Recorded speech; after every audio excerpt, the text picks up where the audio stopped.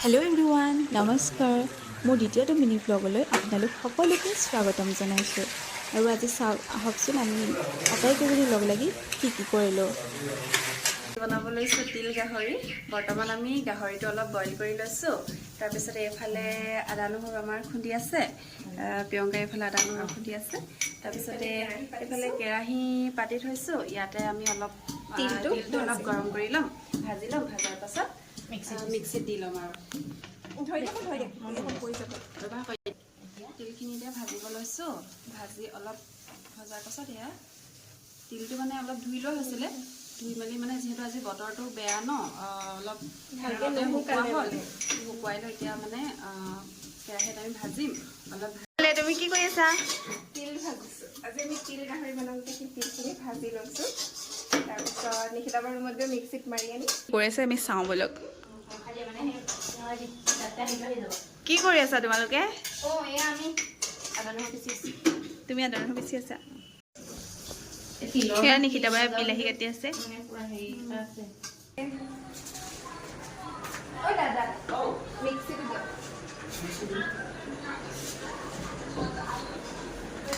এয়া আজি বেলেগৰ মিক্সিৰে কাম চলাই দিছোঁ। আমাৰ কাষৰ ৰুমৰ দেউতাকে আমি মিক্সিটো বিচাৰি দিলোঁ আৰু আমাৰ কামো হৈ গ'ল।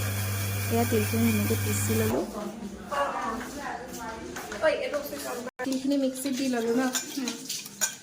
তাৰপিছত লাহেকৈ আমি আৰম্ভ কৰিম আৰু বনাবলৈ। বিলাহীকেইটা আছে, বিলাহীকেইটা চপাৰত দি ল'ম অলপ। তাৰপিছত চব্জি কৰি যাম। গ্ৰেভি বনাব লাগে।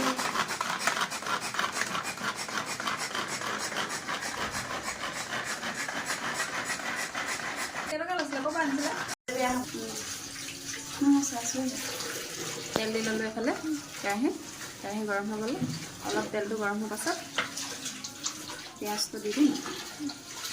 পিঁয়াজ কাটি থৈছোঁ এনেকৈ। আলু আছে, এয়া ভোট জলকীয়া দেখিছে। এইফালে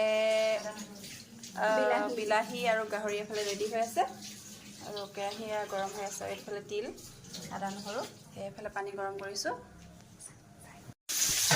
তেলখিনি গৰম হোৱাৰ পাছত এবাৰ পিঁয়াজ দি দিছোঁ। পিঁয়াজটো দি অলপ লৰাই ল'ম। সেইটো কাৰণে ভৰিটো দিবলৈ ভাল।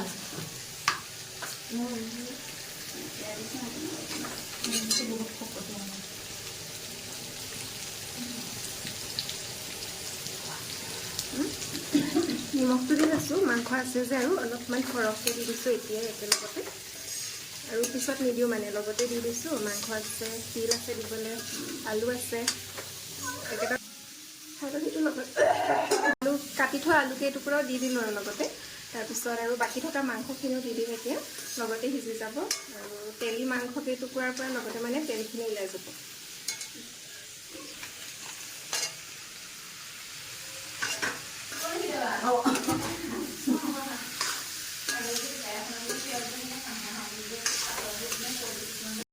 মাংসখিনি এতিয়া লৰাই দিছোঁ। অলপ মছলা দি ল'লোঁ।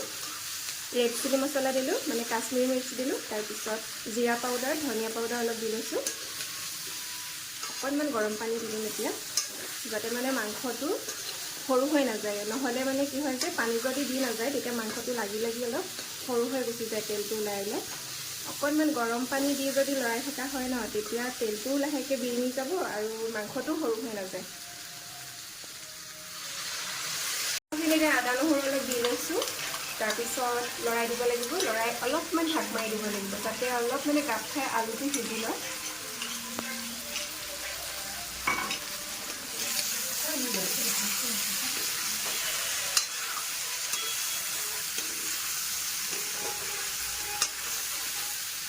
ঢাক মাৰি দিছোঁ।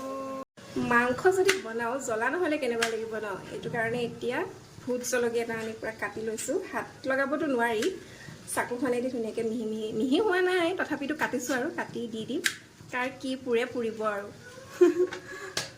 কাটি লোৱা জলকীয়া টুকুৰাকেইটা দি দিছোঁ। কিমান জ্বলা হয় চাই লওঁ, পিছত যদি জ্বলাটো কম পাওঁ বাকী থকা জলকীয়া টুকুৰাটো অকণমান কাটি আকৌ মিক্স কৰি দি দিম। এতিয়া জলকীয়াখিনি দিলোঁ, লৰাই দিওঁ অলপমান, লৰাই আকৌ ঢাক মাৰি দিওঁ অলপমান। আলুটো যিমানে মানে ঢাক মাৰি গাপ দিয়া হয় ন, আলুটো সোনকালে তেতিয়া অলপ সিজে।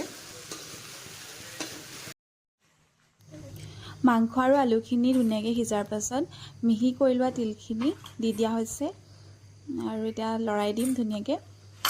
এয়া লৰাই দিছোঁ অলপমান, আৰু অলপমান পিছতে ইয়াৰ কালাৰটো বৰ ধুনীয়া হৈ যাব। আৰু দেখিছেনে ইয়াৰ কিমান ধুনীয়াকৈ মিলি গৈছে, আৰু ইয়াৰ পৰা এটা ধুনীয়া গোন্ধ ওলাইছে। আৰু এতিয়া অলপমান ঢাকি দিম, এয়া ঢাকি দিছোঁ। আৰু এয়া ফাইনেল লুক, খুব ধুনীয়া হৈছে কালাৰটো।